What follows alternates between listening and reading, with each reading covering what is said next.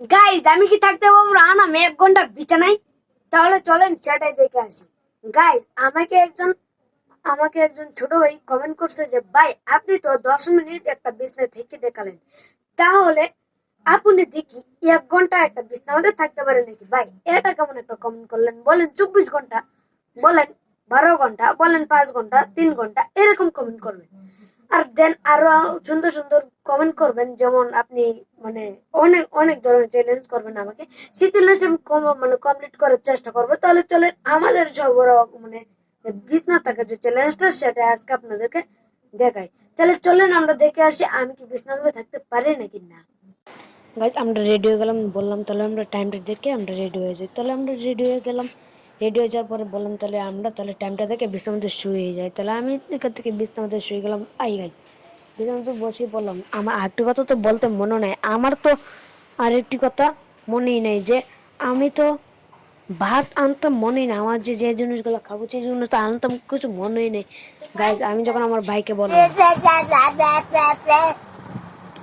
Guys আমার এই ভিডিওতে আপনারা 2 lakh like and 2 lakh comment করে দিবেন। দেখতে পারতেছেন এই ছোট্ট কিভাবে আমাকে ডিস্টার্ব করতেছে। গাইজ আপনারা এই ভিডিওতে 2 লাখ এন্ড 2 লাখ কমেন্ট করে দিবেন।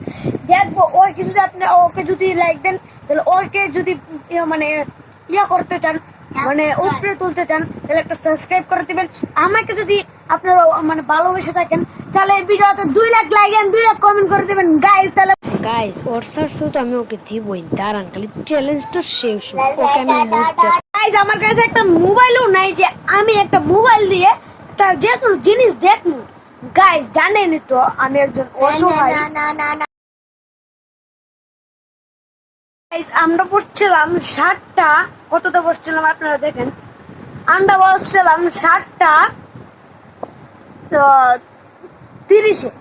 হ্যাঁ গাইজ এখন বাজে 8টা, এখন বাজে 8টা 30। তাহলে আমরা 1 ঘন্টার কাজ মানে 1 ঘন্টা আমরা আমাদের হয়ে গেছে অলরেডি।